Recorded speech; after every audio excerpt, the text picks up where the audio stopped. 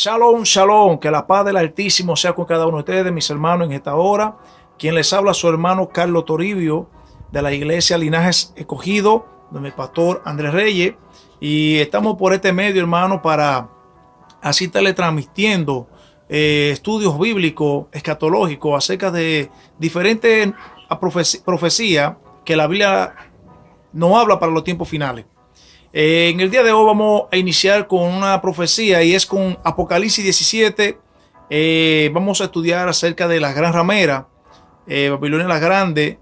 Es un tema muy controversial en todo el mundo, en la iglesia cristiana, ya que hay diferentes pensamientos en cuanto al significado de esta profecía que se encuentra en Apocalipsis 17. Y hay muchos maestros que ven esto de diferentes puntos de vista, que tienen diferentes opiniones acerca de este tema, y en verdad cada cabeza es un mundo, decía el abuelo mío, pero en el reino de los cielos este concepto no cabe, ya que el mismo apóstol Pablo dice que por el mismo espíritu se le fue dado dones de revelación, don de sanidad, don de interpretación y diferentes dones, pero el que opera en todo es el mismo espíritu. Por consiguiente, el resultado tiene que ser el mismo. No puede el Espíritu Santo darte una interpretación a ti y otra interpretación al otro. Tiene que ser una misma interpretación, aunque la expliquen de diferentes maneras. El objetivo tiene que ser el mismo. ¿Qué está pasando hoy en día con las interpretaciones? ¿Por qué hay tanto error de interpretaciones conforme a la profecía? Porque no utilizan el patrón dado por el Señor para escudriñar y estudiar la profecía. En la segunda carta de Pedro, hay una palabra que tenemos que tenerla siempre en consideración cuando vamos a estudiar un tema profético. Segunda carta de Pedro, capítulo 1, verso 20 dice: entendiendo primero esto, que ninguna profecía de la Escritura es de interpretación privada, porque nunca la profecía fue traída por voluntad humana, sino que los santos hombres de Dios hablaron siendo inspirados por el Espíritu Santo. Aquí tenemos una introducción de cómo debemos de comenzar a escudriñar la profecía. Dice que no es de interpretación privada, porque nunca vino una profecía por voluntad humana, sino que los santos hombres de Dios fueron inspirados por el Espíritu de Dios para escribir esta profecía. ¿Qué nos quiere decir esto a nosotros? Las interpretaciones de la profecía tienen que ser a través de la Biblia. Lo segundo, que es un mensaje específicamente celestial y espiritual, que está lleno de símbolos, de cosas humanas o terrenales que nosotros conocemos, para que así, a través de la simbología que Dios utiliza para mostrarnos el mensaje, nosotros podamos entender de lo que Dios quiere hablarnos a nosotros. Es bueno tener esto siempre presente cuando vamos a estudiar un tema bíblico. Muchas veces la teología, en lo que le conviene, agarran la simbología y la llevan conforme a como dice la segunda carta de Pedro, donde acabamos de leer. Pero cuando no le conviene, la usan a su manera. En Daniel capítulo 7 hay una profecía de una visión que Daniel tiene de 4 bestias. El ángel le da la interpretación del sueño y dice: las 4 bestias son 4 reinos. Le da a entender que la bestia simboliza un poder, simboliza un gobierno, un reinado. En Daniel capítulo 2 acontece lo mismo, y en el capítulo 4 también. Y el libro de Daniel está lleno de profecías, las cuales el mismo Señor le interpreta el significado de ella. Y en todas vemos que todos los acontecimientos del mensaje se va en términos simbólicos para interpretarlo en la manera que nosotros conocemos de la función de esa simbología. Ahora vamos a leer Apocalipsis 17, donde vamos a tener el estudio de hoy en día. Dice la palabra del Señor en el nombre de Jesús: vino entonces uno de los 7 ángeles que tenía las 7 copas y habló conmigo diciendo: ven acá y te mostraré la sentencia contra la gran ramera, la que está sentada sobre muchas aguas, con la cual han fornicado los reyes de la tierra, y los moradores de la tierra se han embriagado con el vino de su fornicación. Y me llevó en el espíritu al desierto, y vi a la mujer sentada sobre una bestia escarlata, llena de nombre de blasfemia, que tenía 7 cabezas y 10 cuernos. Y la mujer estaba vestida de púrpura y escarlata, y adornada de oro, de piedra preciosa, de perla, y tenía en la mano un cáliz de oro, llena de las abominaciones y de la inmundicia de su fornicación. Y en su frente un nombre escrito, un misterio, Babilonia la grande, la madre de las rameras y de las abominaciones de la tierra. Vi a la mujer ebria de la sangre de los santos y de la sangre de los mártires de Jesús, y cuando lo vi quedé asombrado con gran asombro. Y el ángel me dijo, ¿por qué te asombra? Yo te diré el misterio de la mujer y de la bestia que la trae, la cual tiene 7 cabezas y 10 cuernos.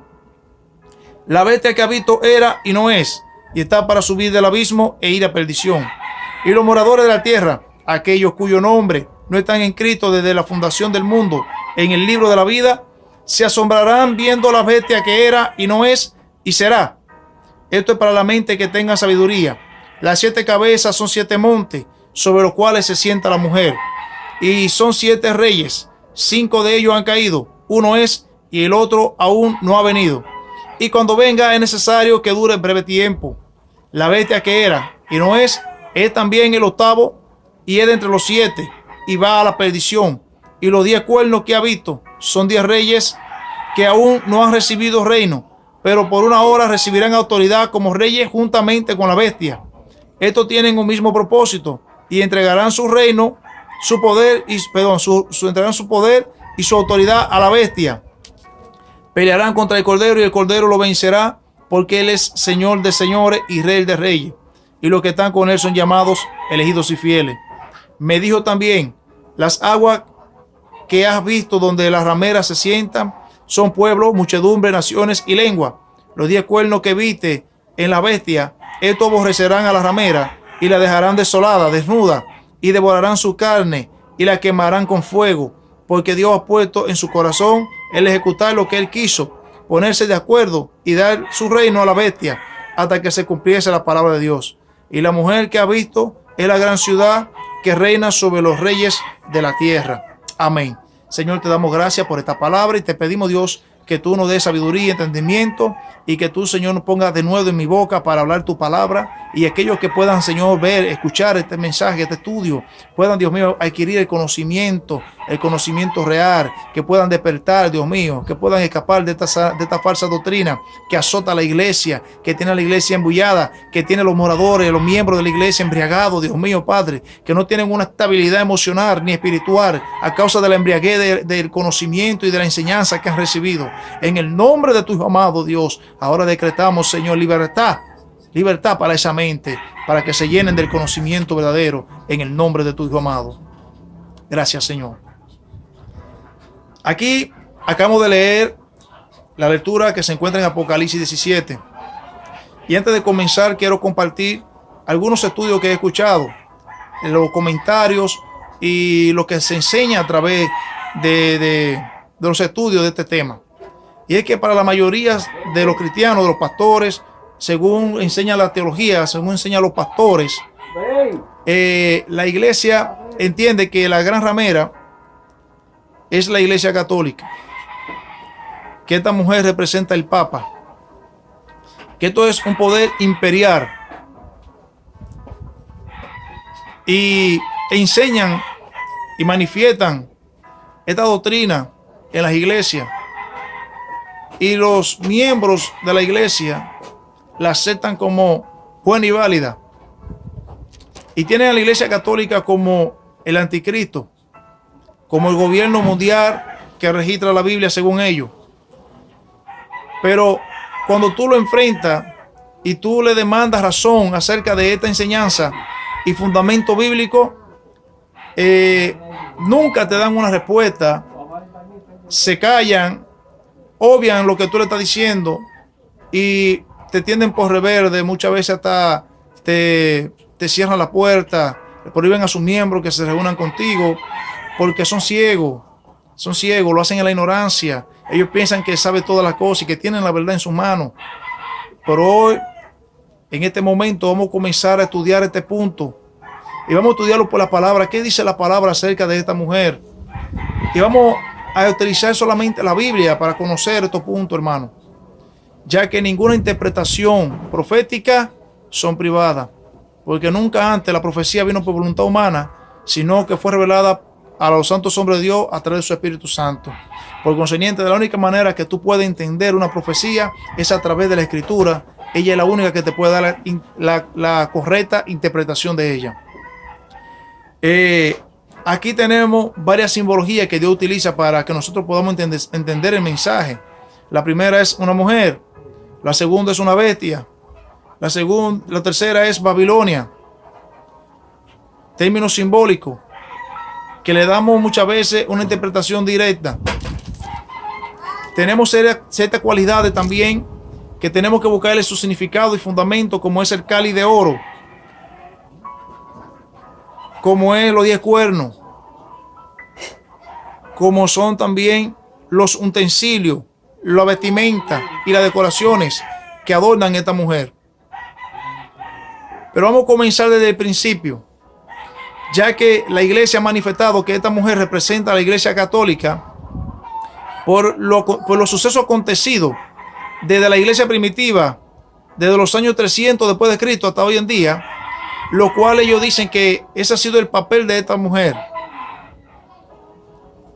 Cosa que no compartimos, porque claramente dice en el verso 2, con la que han fornicado los reyes de la tierra, y los moradores de ella se han embriagado con el vino de su fornicación.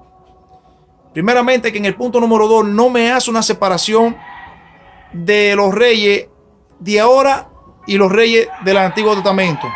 No me hace una separación. Me dice todos los reyes. Quiere decir, tanto los reyes que existieron en el Antiguo Testamento como los gobernantes que existieron en el Nuevo Testamento hasta el día de hoy, todos participaron y tuvieron fornicación con esta mujer. ¿Pero qué fornicación? ¿Es tener una relación íntima con esa persona? No. Fornicación significa una relación. Tuvieron de las manos, tuvieron que ver con las acciones de ella y las acciones de él. Cuando una persona tiene relación íntima con una mujer, se le llama fornicación, porque han compartido tanto con ella y ella con él.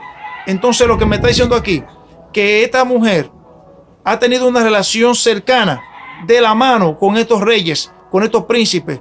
Pero vuelvo y les reitero, el capítulo 2 me dice que todos los reyes de la tierra fornicaron con esta mujer. Debemos hacer una pregunta.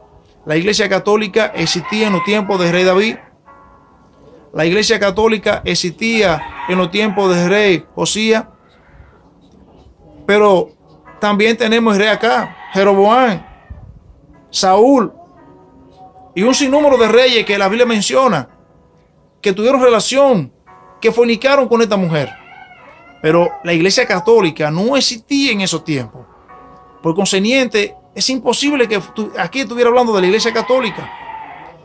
Y me dice que los moradores de la tierra se embriagaron con el vino de su fornicación. Quiere decir, entre la relación que hubo entre estos reyes, entre estos gobernantes y esta mujer, el resultado de ello alimentó los moradores de la tierra que estaban por debajo de la autoridad de esta persona.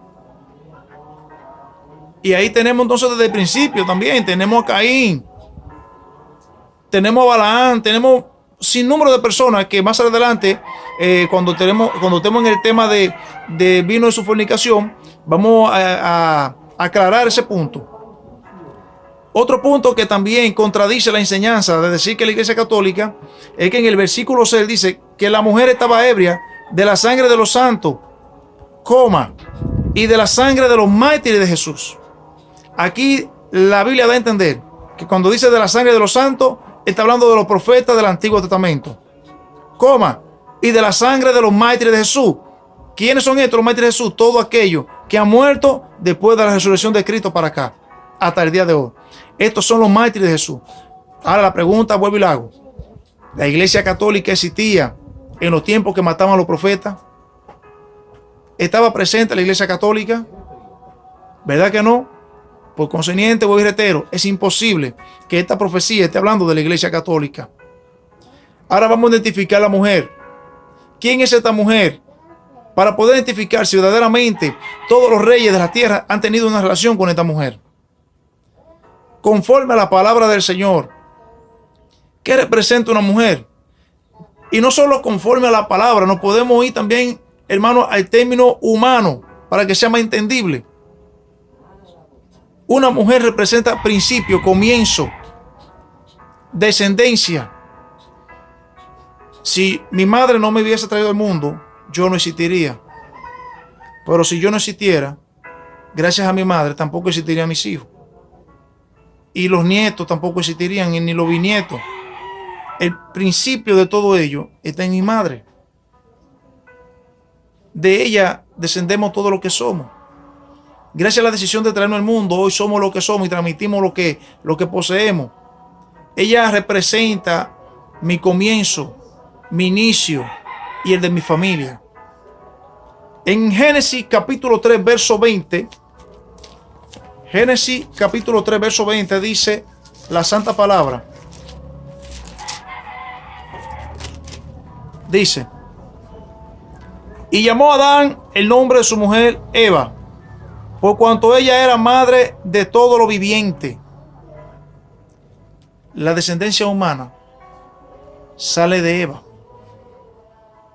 Ella representa el comienzo de la creación. Ella representa el comienzo de la humanidad. Cuando la Biblia establece en el libro de Apocalipsis 17 que una mujer venía sentada sobre una bestia escarlata, está simbolizando el comienzo de algo, el principio de algo. Ahora bien, entonces, si entendemos que la mujer es algo simbólico que representa principio, comienzo, ¿a qué nos estamos refiriendo, varón? ¿A qué conclusión debemos llegar para conocer que cuando nos habla de la mujer que tuvo fornicación con los reyes de la tierra y que los moradores de la tierra nos embriagamos del vino de su fornicación, ¿a qué se está refiriendo el Señor para que nosotros entendamos y podamos cuidarnos de esto y no seguir cayendo en el error una y otra vez? El libro de los Romanos, capítulo 5, versículo 12 dice: por tanto, como el pecado entró en el mundo por un hombre, y por el pecado la muerte, así la muerte pasó a todos los hombres, por cuanto todos pecaron. Pues antes de la ley había pecado en el mundo, pero donde no hay ley, no se inculpa de pecado. La ley es lo que te hace conocer el pecado. ¿Qué es el pecado? Es lo que es prohibido para nosotros hacer y lo hacemos. Es un quebrantamiento de la ley. Por eso el versículo 13 dice que donde no hay ley no se inculpa de pecado, pero que antes que viniese la ley ya había pecado. ¿Cómo que ya había pecado antes que viniese la ley? Si la ley se le entregó a Moisés en el libro de Éxodo, entonces ¿por qué el apóstol Pablo me dice a mí que sin ley no se inculpa de pecado, pero que había pecado antes de que hubiera ley? ¿Y cómo podemos decir que había pecado si no había ley que contradijera eso? Entonces fácilmente vamos al libro de Génesis capítulo 2. Libro de Génesis capítulo 2, versos 15 al 17 dice: tomó pues Jehová Dios al hombre y lo puso en el huerto del Edén para que lo labrase y lo guardase. Y mandó Jehová Dios al hombre diciendo: de todo árbol del huerto podrá comer, mas, oigan bien, mas del árbol de la ciencia del bien y del mal no comerá, porque el día que de él comiere, ciertamente morirá. Aquí está, hermano, una ley. No había ley, pero había aquí una ley que Dios dio a un hombre. Una prohibición, un mandato para cumplir. ¿Qué pasó en Génesis capítulo 3? Dice: mas Jehová, versículo 3:9, mas Jehová Dios llamó al hombre y le dijo: ¿dónde estás tú? Y el hombre respondió: oí tu voz en el huerto y tuve miedo, porque estaba desnudo y me escondí. Y Dios le dijo: ¿quién te enseñó que estaba desnudo? ¿Has comido del árbol de que yo te mandé que no comiese? El hombre respondió: La mujer que me diste por compañera me dio del árbol y yo comí. Aquí estamos viendo claramente de que el apóstol Pablo nos está hablando a nosotros en Romanos capítulo 5. Dice que por un hombre vino el pecado del mundo y por el pecado la muerte. Y la muerte pasó a todos los hombres. ¿Por qué? Porque todos pecaron. Ahora nos estamos dando cuenta de qué pecado el apóstol Pablo nos está hablando. Y fue de una infracción que Adán cometió en Génesis capítulo 3. Ahora bien, como no había ley, no se inculpaba de pecado. ¿Cómo se le llama esto? A esto se le llama desobediencia. La desobediencia es la mujer. Ella es la madre de todas las abominaciones de la tierra. Ella es la madre de la ramera. Por la desobediencia vienen los homicidios, vienen los atracos, viene la mentira, el engaño, los adulterios, la fornicación. Todo eso se deriva, ¿nace de qué? Nace de la desobediencia. Si nosotros no fuéramos desobedientes, nada de esto existiera. El pecado no existiera. Por consiguiente, de quien la Biblia no está hablando a nosotros es de la desobediencia. La mujer representa la desobediencia. Y dice entonces, hablando ya claro, vi la desobediencia que traía un reino. Ya que la bestia representa reino. Vamos a hablarlo en el lenguaje celestial de parte de Dios. Vi la desobediencia que traía un reino. Y se sentaba sobre todos los pueblos, naciones y lenguas existentes. Y todos los reyes de la tierra tuvieron desobediencia ante el Creador. Vamos a ver entonces, hermanos, si no tuvieron desobediencia a todos los reyes de la tierra. Mencióneme un rey que no haya desobedecido el mandato de Dios. Porque dice Romanos 5:12 que la muerte pasó a todos los hombres. ¿Por qué? Porque todos los hombres pecaron. Eso me indica que todos los hombres desobedecieron. Adán desobedeció. El primer rey gobernante que tenemos desobedece. David, con el corazón conforme a Dios, desobedece. Moisés, el hombre más manso del mundo, también desobedece. Josías, un hombre que fue profetizado 200 años de su nacimiento para una misión, también desobedece. Y sin hablar de los profetas. Pero eso sin mencionar los reyes que anduvieron en rebeldía toda su vida delante de Dios, como Jeroboam, Saúl, Salomón y un sinnúmero de reyes. Todos los reyes de la tierra han tenido una relación con la mujer, con la desobediencia. Los pastores que son líderes que gobiernan una iglesia también han desobedecido a Dios. Y esa desobediencia ha hecho que la descendencia, que la crianza, los moradores de la tierra, los que están por debajo de ellos, reciban lo que ellos sembraron. Y hoy en día vemos la condición ebria de la iglesia, de los moradores de la tierra, en cuanto al conocimiento de la palabra, en cuanto a la fe, en cuanto a los designios de Dios. Esto representa a la mujer, la desobediencia. No es al Papa, no es a la Iglesia Católica, sino a la desobediencia. Pues los reyes entraron en desobediencia, se embriagaron de la sangre de los profetas, matando a los profetas. Zacarías lo mataron dentro del templo por no obedecer el llamado de Dios. Elías dice que a su profeta le han dado muerte y que solamente quedaba él solo vivo. Entonces, ¿qué nos indica esto a nosotros? Que por la desobediencia de ellos a los mandatos de Dios, prefirieron mejor matar a los profetas de Dios antes de arrepentirse y venir a los pies del Señor. Y Jesús aclara cuando viene que ellos no querían la luz porque sus obras eran oscuras y no querían que fueran traídas a la luz. Aquí tenemos un claro ejemplo de lo que es la mujer y una evidencia donde indica que verdaderamente la Biblia es verídica en todos los sentidos. Que sí es cierto que todos los reyes han fornicado, han tenido una relación con la desobediencia. Y los moradores de la tierra también han participado del fruto de ella. Todos los moradores de la tierra han participado del fruto de ella, sin importar raza, color, religión, todo. Y dice que tenía en su frente un nombre escrito, un misterio, Babilonia la Grande. Y muchas veces, cuando escucho los estudios de este capítulo, hablan que Babilonia representa el gran imperio romano. O que cuando la Biblia habla de Babilonia la Grande, refiriéndose al misterio, está hablando acerca del imperio babilónico cuando Nabucodonosor. No, señor. Está hablando del significado de Babilonia. ¿Qué significa Babilonia? Babilonia significa confusión. Eso es lo que significa Babilonia. Confusión. Y te dice, varón, ¿y cómo podemos confirmar que Babilonia significa confusión? Sigamos en el mismo libro de Génesis. Capítulo 11. Libro de Génesis, capítulo 11, versículo 9 dice: por esto fue llamado el nombre de ella Babel, que significa Babilonia, porque allí confundió Jehová el lenguaje de toda la tierra, y desde allí lo esparció sobre la faz de la tierra.